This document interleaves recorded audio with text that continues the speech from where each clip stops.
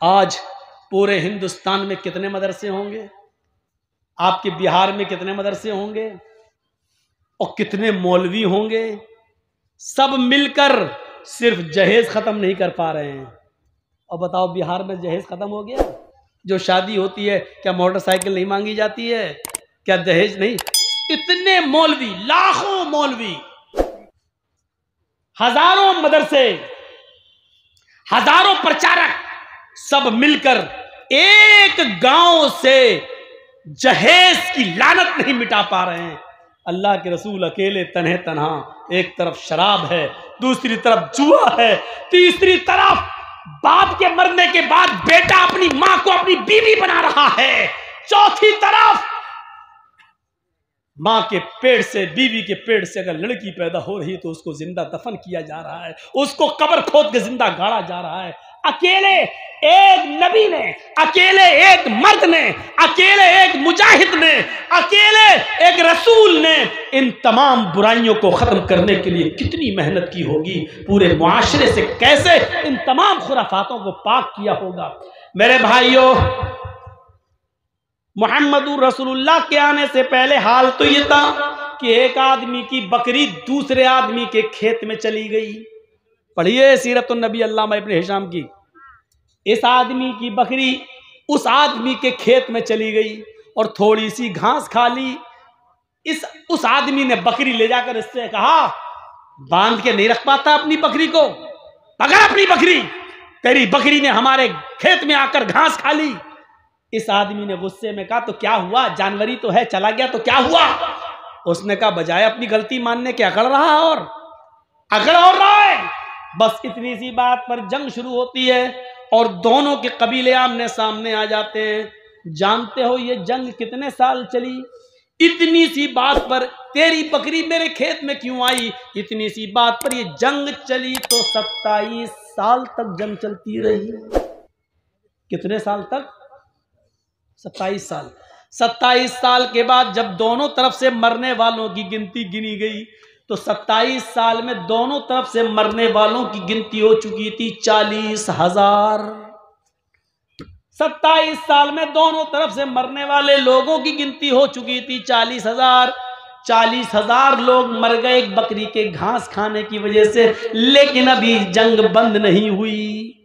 ऐसे माहौल में जनाबे मुहम्मदुर रसूलुल्लाह और ऐसी खूनख्वार कौम को आपने कैसा बनाया कि जब इस्लाम आया, मुहम्मदुर रसूलुल्लाह ने भाई भाई की तालीम दी, तो ऐसा फिर माहौल आया कि एक जंग यरमूक के अंदर 3 सहाबी जख्मी हो गए और तीनों जंगल में लेटे हुए, खून गिर रहा, टपक रहा है उनके जिस्म से, पानी पानी चिल्ला रहे हैं। एक सहाबी पानी का प्याला लेकर गुजर रहे हैं, उन्होंने एक जख्मी को देखा, वो पानी पानी चिल्ला रहा है, जल्दी से उठाया और अपने मुसलमान भाई को पानी पिलाना चाहा।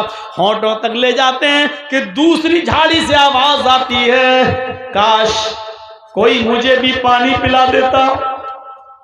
तुम उसको पानी पिला रहे हो, 1-2 घूंट बच जाए तो मुझे दे देना, मुझे भी प्यास लग रही है। इस आदमी ने पानी का प्याला हटा दिया, कहा नहीं नहीं तुम मुझे मत पिलाओ, उस झाड़ी के अंदर जो आवाज आ रही है वो आदमी मुझसे ज्यादा प्यासा है। ये पानी लेकर उसके पास गया, उसको पिलाने लगा। अभी मुंह तक गया नहीं था कि तीसरा चीखता है, 1-2 घूंट बच जाए तो मुझे दे देना। ये दूसरे ने तीसरे की तरफ रिफर कर दिया। ये तीसरे के पास जाता है, उसने कहा जल्दी आओ मेरे भाई। जब तक ये बैठता है तब तक उसकी आखिरी सांस उखड़ जाती है। इसने अपनी गोद में लिया लेकिन धड़कनें बंद हो चुकी है, वो तो जा चुका है, दुनिया छोड़ चुका है। उसने उसको लिटाया, फिर लौटकर दूसरे के पास आया तो क्या देखता है कि दूसरा भी इस दुनिया को छोड़ चुका है। उसने सोचा पहले ही को पानी पिला दूं, जाते शुरू किया। जब पहले के पास आता है तो क्या देखता कि पहला भी आबे हयात से, हौज़े कौसर से अपनी प्यास बुझा चुका है। तीनों इतने प्यासे थे, लेकिन इतनी प्यास की वजह से भी मेरे भाइयों वो अपने दूसरे भाई के लिए रेफर कर रहे हैं, नहीं मुझसे ज्यादा वो प्यासा, पहले उसको पिलाओ। जो कौम एक बकरी के दूसरे के खेत में घास खा लेने की वजह से 27 साल लड़ती हो, 40,000 अफराद मरने के बाद भी जंग खत्म ना होती हो, इतनी खूनख्वार कौम, लेकिन अब ऐसी भाई भाई बन गई कि एक दूसरे ने एक दूसरे को पानी पिलाने के लिए अपनी जान दे दी। मैं मर जाऊं लेकिन मेरा भाई बच जाए। ऐसी तालीम दी थी मोहम्मद रसूलुल्लाह सल्लल्लाहु अलैहि वसल्लम ने। कितनी मेहनत की होगी। हम तो सारे मौलवी, हजारों मदरसे होने के बावजूद दहेज खत्म नहीं करा पा रहे हैं। कितनी लड़कियां आज दहेज न होने की वजह से बैठी हुई हैं, दहेज न होने की वजह से आत्महत्याएं कर लेती हैं। आयशा को याद करो, अहमदाबाद की साबरमती जेल में डुबकी लगाने वाली और कूद जाने वाली उस आयशा को याद करो। कलकत्ता की उस लड़की को याद करो, सलीम की उस बेटी को, जिसने हैदराबाद के अंदर बिना जहेज के शादी कर ले जाने वाले उस आदमी ने हैदराबाद के अंदर 20,000 रुपए में बेच दिया था। और वो लड़की दरिंदों का शिकार होकर पंखे पे लटक जाती है और फांसी के तख्ते पे लटकते हुए अपने बाप के नाम एक लेटर दे जाती है कि अब्बू, क्या मैं तुम्हारे ऊपर इतनी बोझल हो चुकी थी, इतनी भारी हो गई थी कि लड़के की हकीकत भी तलाश नहीं की आपने, और जिसने बगैर जहेज के शादी करना चाहा आपने फट से उसको मेरा हाथ पकड़ा दिया और आपने उसके माँ बाप का पता भी नहीं लगाया। मैं लुट चुकी हूं, मैं बर्बाद हो चुकी हूं। अब मैं अपनी असली शक्ल आपको और आप अपनी माँ को और अपने भाइयों को नहीं दिखाना चाहती। हाँ, मेरी एक छोटी बहन जरूर है फातिमा, मैं उसको घर छोड़ कर आई हूं। आए अब्बू जान, उसके लिए एक नसीहत करती हूं आपको। ये जुमले सुनने के लायक हैं। उसने जो लेटर में लिखा था, और वो लेटर आज भी कलकत्ता में सलीम के पास मौजूद है। उस लेटर के जुमले ये थे, मेरे अब्बू, वो छोटी मेरी बहन फातिमा नाम की मेरी बहन, अब्बू जान उसको छोड़ के आई हूं। ऐसा ना हो कि उसको भी ये दिन देखना पड़े जो आज मुझे देखना पड़ रहा है। हैदराबाद की होटल में 20,000 रुपए में मैं नीलाम कर दी गई और दरिंदों ने मेरी इज्जत व आबरू को छल्ली छल्ली कर दिया। मैं अब भाग कर आपको और अपनी माँ को और अपने भाइयों को अपना नापाक चेहरा दिखाने के लायक नहीं रही हूँ, इसलिए मैंने मर जाना बेहतर समझा। हाँ अब्बू जान, मैं अपनी छोटी बहन फातिमा के लिए एक नसीहत कर रही हूँ। उसके बड़ा होने से पहले आप इतना कमा लेना, आप इतनी मेहनत कर लेना, आप इतना जहेज इकट्ठा कर लेना कि जो कुत्ता जितनी हड्डियां मांगे उस कुत्ते के सामने उतनी हड्डियां डाल देना, ताकि मेरी बहन को वो दिन न देखना पड़े जो आज मुझे देखना पड़ रहा है। हैदराबाद में खुदकुशी करके मरने वाली कलकत्ता की उस जमीला ने दहेज मांगने वालों को कुत्ता कहा है और उस दहेज को हड्डी कहा है कि जो कुत्ता जितनी हड्डियां मांगे उसके कुत्ते के सामने उतनी हड्डियां डाल देना। आज के इस जलसे के बाद देखेंगे कितने कुत्ते हैं और कितनी हड्डियों का मुतालबा करते हैं।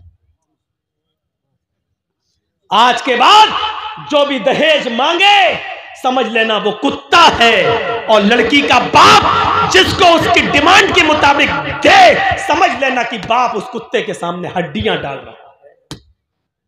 कह दिया मैंने जो कहना था, चाहे अमीर की बेटी हो, चौधरी की हो, सरमायाकार की हो, एमएलए की हो, एमपी की हो, कोई भी हो, ये मेरी कुर्सी है, ये मेरी अमानत है, मैं इसमें खयानत नहीं करना चाहता। जो सच्चाई थी वो मैंने बयान कर दिया है। मेरे भाइयों, मुआशरे में इसको कौन समझेगा, कौन इससे इबरत हासिल करेगा? मैं जानता हूं कि कुत्ता और हड्डी कहने के बाद भी जहेज रुकेगा नहीं। 20 साल से अब तक नहीं रुका तो अब क्या रुकेगा? लेकिन एहसास पैदा करो।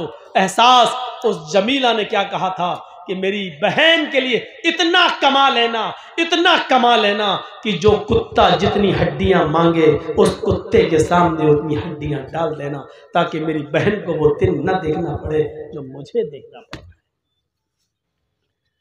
यहां अंधेरा था। मोहम्मदा अंधिकारम, मोहम्मद आएंगे अंधिकारम नाशम, अंधेरे को नाश कर देंगे। मोहम्मद आएंगे अंधेरे को नाश कर देंगे। उवाच भूपति प्रेमला माया मद विशारदा तब देवो महाराज ममद सत्वमागिता मर्मोच्छिष्ट समंजी याति तथा तत्पश्य भो इति श्रुत्वा दृष्टा परम विस्मय मागिता चतुर्विभ्रात्र देव कृष्यामि कृष्यम भवन्तो बांधवा देवा स्वाशेना दृश्यता शरम सुधारी सदूषका उच्चलापी लिंगच्छेदीन सर्वच्चो मतो मम्मा मुस्लिने संस्कारा। आखिरी नबी जब इस दुनिया में आएगा उसके और उसके मानने वालों की पहचान ये होगी, शर्म शुरूधारी, वो लंबी दाढ़ी रखेंगे, शर्म शुरूधारी लंबी दाढ़ी रखेंगे, दाढ़ी में गांठ नहीं लगाएंगे। बहुत से लोगों को आपने देखा होगा दाढ़ी तो लंबी होती है लेकिन गांठ लगा लेते हैं, ऐसे गोल गोल घुमा लेते हैं, बाल बड़े करके यहां जूड़ा सा रख लेते हैं। कभी कभी गौर से देखो तो ऐसा लगता है जैसे नारियल का गुच्छा सर पर रख लिया। शर्म शुरूधारी लंबी दाढ़ी रखेंगे लेकिन गांठ नहीं लगाएंगे। सदूषका अपने सर के अगर पूरे बाल छिलाएंगे लेकिन टिक्की नहीं रखेंगे, चोटी। बहुत से हिंदू भाइयों को आपने देखा होगा पूरे बाल काट लेंगे, ये छोड़ देते हैं यहाँ टिक्की। हिंदू भाई कहते हैं शंकर जी की टिक्की से गंगा जमुना निकली है। गंगा जमुना जो निकली है वो शंकर भगवान की जटा से निकली है, टिक्की से निकली है। कितना बदल गया है, इधर शंकर जी की टिक्की है गंगा जमुना और उधर जमजम। हाजरा पानी के लिए दौड़ रही है, पानी नहीं मिल रहा है। इस्माइल अलैहिस्सलाम जहां एड़ियां रगड़ रहे हैं वहीं जिब्राइल ने पर मारा और जमजम का चश्मा जारी हो गया। यहाँ इस्माइल की एड़ियां हैं, यहाँ शंकर की जटा है, टिक्की है, कुछ तो है जो मिल रहा है। और चीख चीख के कह रहा हिंदू भाइयों आओ तुम्हारा खोया हुआ धर्म हमारे पास है, हम तुम्हें दे रहे हैं, ले लो। आपका बच्चा 5 साल की उम्र में गायब हो जाए और 15 साल के बाद जर्जीस को मिले और 15 साल के बाद जर्जीस आपके बेटे को वापस करे, लीजिए आपका बेटा, आप कहोगे नहीं मेरा तो 5 साल का बच्चा था वही दो, तो कितना बड़ा बेवकूफ बाप होगा। अरे 15 साल पहले खोया था तेरा बेटा, 15 साल के बाद अब वो 20 साल का हो गया है।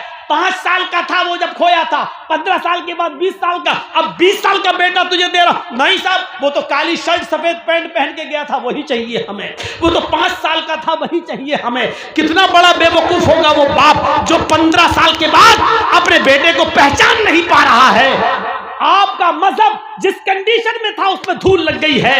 इतने सालों के बाद आपका खोया हुआ धर्म हम तुम्हें दे रहे हैं, आपका खोया हुआ नबी हम आपको वापस कर रहे हैं। आप कह रहे हैं नहीं साहब हमारा जैसा था वैसा दो।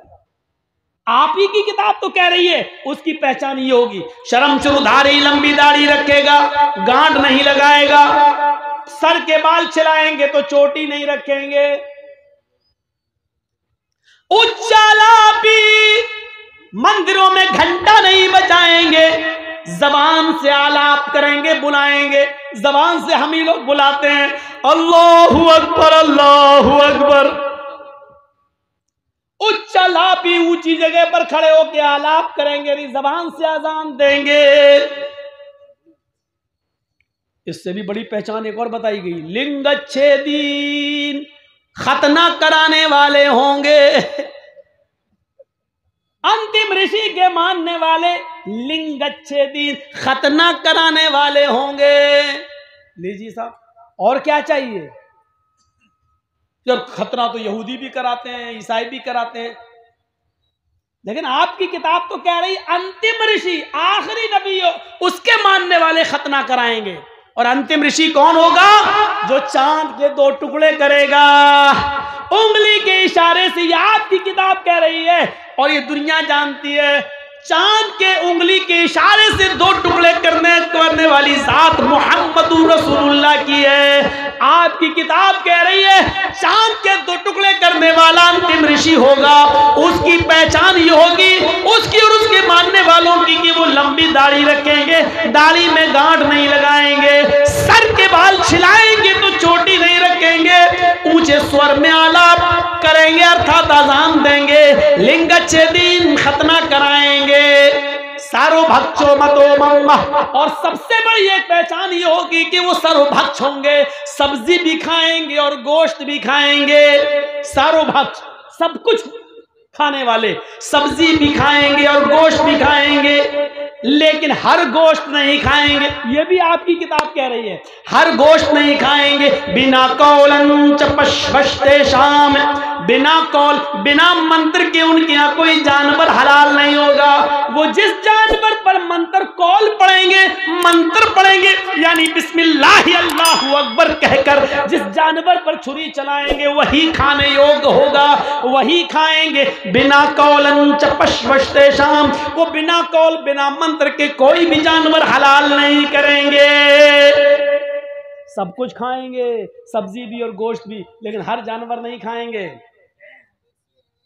बल्कि मंत्र जिस जानवर पर पढ़ेंगे वही खाएंगे। और इनको क्या कहा जा रहा होगा? मुसलेनेओ, मुसलमान तो ही जाते हो द्यूदशा, दुनिया इनको मुसलमान के नाम से जान रही होगी। आज भी आपकी किताब में लिखा मुसलमान तो ही जातियो द्यूदशा, मुसलमान तो दुनिया इसको मुसलमान के नाम से जान रही होगी। भविष्य पुराण में आज भी लिखा हुआ है कि ये लोग मुसलमान कहलाएंगे। मैं समझता हूं इतनी बड़ी भविष्यवाणी के बाद अब कुछ नहीं रह जाता है। हमारे नबी ने चांद के 2 टुकड़े करे, चांद के 2 टुकड़े करने वाले का नाम मोहम्मद है।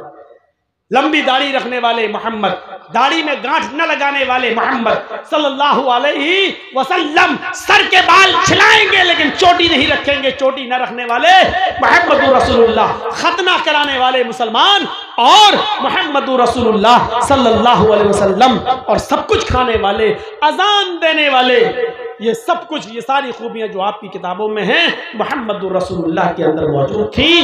ये चीख चीख कर ये मंत्र कह रहे हैं कि इस्लाम ही सबका धर्म है, और जिसने इस्लाम को छोड़कर कोई दूसरा मजहब तलाश किया वो मजहब उसका कबूल नहीं किया जाएगा। ये 2 घंटे की स्पीच में मैंने आपके सामने, वैसे तो अब मैं मंत्र अंतर पढ़ना छोड़ दिया, लेकिन लोगों ने कहा कि पहली बार हमारे यहाँ आए हो मौलाना मंत्र पढ़िए, तो आज मैंने दिल खोल के मंत्र पढ़ दिए हैं। अल्लाह से हम दुआ करते हैं कि बारे इलाह हमारी खताओं को माफ़ फरमा दे, गुनाहों को बख्श दे, हमारे हिंदू भाइयों को भी मोहम्मद रसूलुल्लाह की तालीमात को समझने की तौफीक अता फरमा, सच्चा मजहब तलाश करने की तौफीक अता फरमा। जब तक तू हमें जिंदा रख, जब तक हम जिंदा रहे इस्लाम पे हमें रखना, और जब हमारा खात्मा हो तो ईमान पर हमारा खात्मा फरमाना। हजरात, चंदा करने वाले बहुत आए, किया, आपने ताउन भी किया, जिस मकसद के तहत जलसा हो रहा है। अब थोड़ी देर 10 मिनट का टाइम मैं आपको देता हूं, जिसके हाथ में जो दिया हो वो तो दिया है, अब मुझे ये देखना है कि आपको मुझसे कितनी मोहब्बत है।